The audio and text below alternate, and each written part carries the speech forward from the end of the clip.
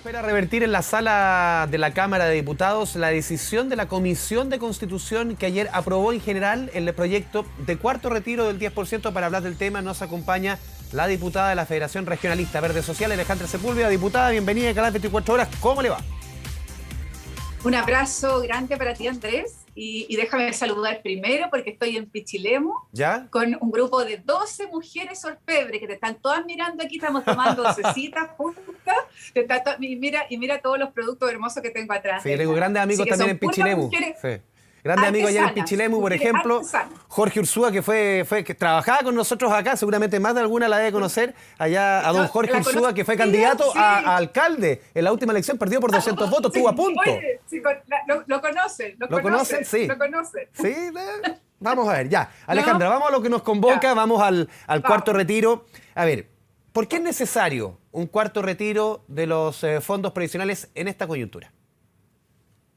Mira, primero hemos estado recorriendo, ¿no?, varios pequeños empresarios, ¿no es cierto?, de la región de O'Higgins, en donde también hay una encuesta, ¿no?, de la asociación de la ASECH, que es la Asociación de Emprendedores de Chile, donde dice que el 42% de esos pequeños empresarios utilizaron, ¿no es cierto?, los fondos de retiro para emprender, para sustentar sus emprendimientos. Yo creo que esa es una de las primeras razones. Segundo, es una clase media que sin duda está empobrecida, que hoy día necesita, ¿no es cierto?, el apoyo, y que los IFE, ¿no?, que son 170.000 pesos, 177.000 pesos por persona, que es la línea de la pobreza, que es 2.000 calorías diarias, como lo manifiesta, ¿no es cierto?, y lo calcula el Ministerio de Desarrollo Social. Entonces, hoy día, es cierto, se valora los IFE, se valora la cobertura del IFE, pero al mismo tiempo tenemos una realidad económica que tiene que ver con los emprendimientos, con la posibilidad, ¿no es cierto?, de reactivar la economía a través del emprendimiento y además una clase media que necesita mayores apoyos. Diputada, pero usted mismo cuando se discutió el IFE, en esta magnitud incluso fue un proyecto presentado por la oposición, pusieron como excusa o dentro de la discusión de que justamente al no haber un IFE universal, no haber un ingreso universal, se justificaban más retiros. De haber un ingreso, no se justificaban más retiros. ¿Por qué cambia la ecuación? Porque recordar ahí, Andrés, que nosotros planteamos no solo el IFE, planteamos la línea de la pobreza, pero también dijimos el 30%, ¿te acuerdas? A un aumento del 30%, no solo fue el IFE, sino un 30% más, precisamente pensando en cómo se encarecen hoy día, ¿no es cierto?, los productos y fundamentalmente la canasta de alimentos. Eso es lo que planteamos en un minuto. Pero también cuando tú empiezas a ver qué es lo que ocurrió con el IFE, que yo creo que ha sido exitoso, no como algunos otros que piensan que falta, yo creo que es relativamente exitoso desde el punto de vista de la cobertura, de la universalidad, de los más de 16 millones de personas. Yo todavía, o sea, son muy pocas las personas que yo he visto que no lo han recibido. Sin embargo, cuando tú ves que lo que pasa en lo concreto, en la familia, en terreno, que es donde se necesitan mayores recursos, recuerda que de los 2 millones de empleos que teníamos antes de la pandemia, ¿no es cierto?, solo 1 millón se ha recuperado, y lo demás hoy día es un trabajo, además muchos de ellos informal, precario, la mitad del sueldo, otros reciben, ¿no es cierto?, estímulos del Ministerio del Trabajo, etcétera. Entonces, la recuperación de este millón de empleos, sin duda, uno de los factores importantes puede ser este cuarto retiro. Y uno podría ser, por ejemplo, en el caso de, como lo han planteado otros economistas, muy cercanos, por ejemplo, a partidos que usted alguna vez militó con la democracia cristiana, le nombro a Joseph Ramos, que puso hace 2 semanas la conversación. A ver, una pregunta incómoda, él decía. Él decía, focalicemos, vamos a ese millón de personas que todavía no tienen trabajo, vamos a las personas que han caído sus ingresos, apuntemos ahí. Porque al final, si le damos a todos, al final, sea un IFE o sea un cuarto retiro, se va a provocar lo que se está provocando ahora, que es este fenómeno inflacionario. Sí, pero también, Andrés, tenemos un problema en la focalización, porque cuando hemos tratado de focalizar se ha hecho mal, ¿no? Se ha hecho mal, porque nos equivocamos al focalizar. Por eso que la Organización Mundial de la Salud ha planteado, ¿no es cierto?, que la mayoría de los instrumentos en pandemia tienen que ser más bien de carácter universal.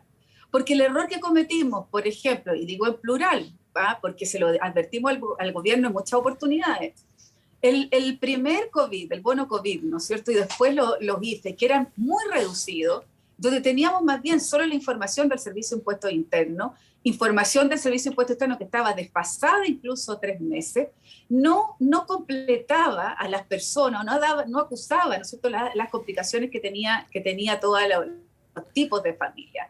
Esa es la diferencia. Entonces, por eso hemos dicho hoy día instrumentos universales frente a la pandemia.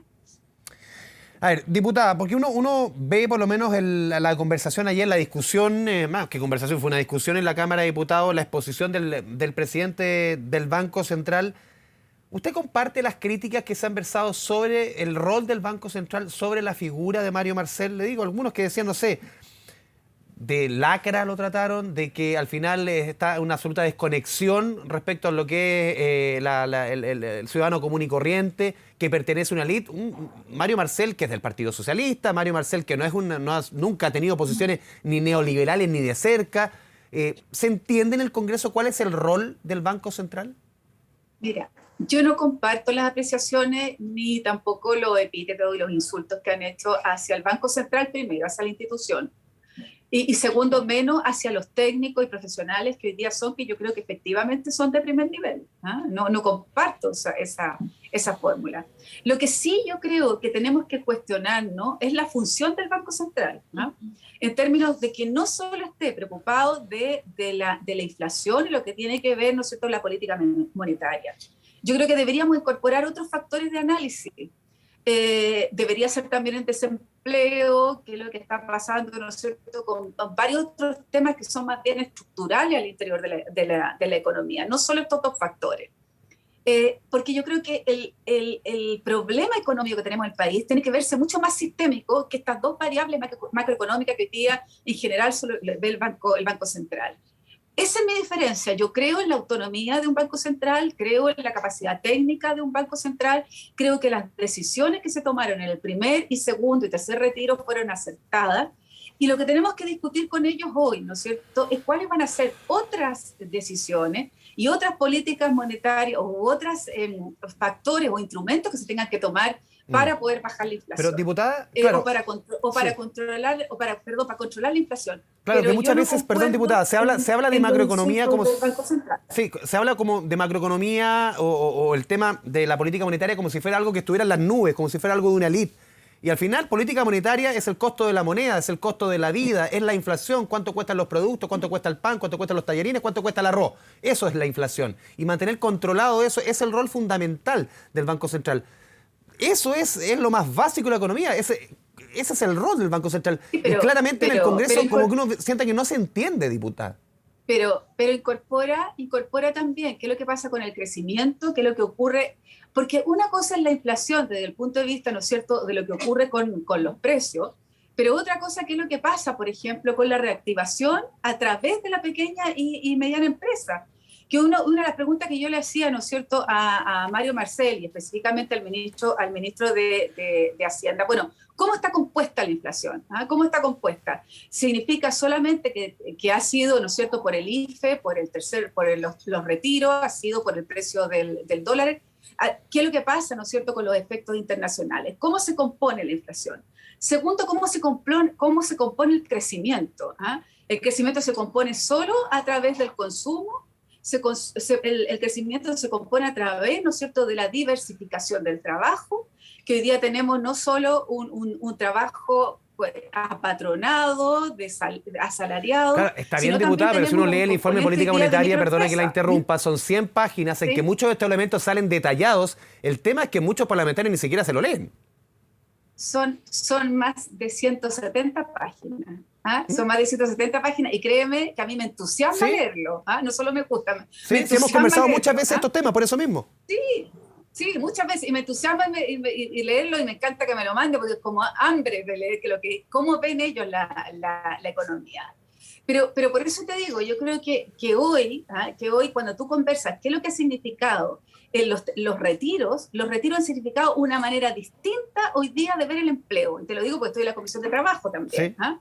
¿Sí? Y esa forma distinta de ver el empleo, ¿no es cierto?, es como esta inyección directa, transferencias directas, ¿no es cierto?, a las personas a través del IFE y de los terceros, y del primer, segundo, tercer retiro, han significado una forma distinta de entender el empleo en Chile, a través de la microempresa, a través de la pequeña y mediana empresa. Diputada, sí, una forma distinta, pero el chanchito se está quedando sin plata. Una forma distinta que el chanchito se está desfondando en el fondo, porque un chanchito que tenía 200.000 millones de dólares, hablemos de 200 lucas, por ejemplo, y ya se le han sacado 50.000, se le ha sacado un 25%, con otro retiro se le ha sacado otro cuánto. ¿Usted comparte las palabras de Marco Ilavaca, el presidente de la Comisión de Constitución, quien decía que son los retiros una de las vías para ponerle término al sistema?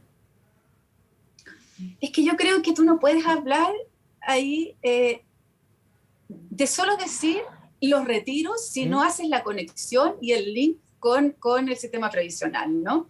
Porque al final uno dice estamos desfondando el chanchito, pero ese chanchito hoy día, ¿no es cierto?, ha entregado en pensiones de esos 200.000 millones, 30.000 millones solo se han entregado en pensiones, pero 50.000 millones ha puesto el Estado de Chile en las pensiones.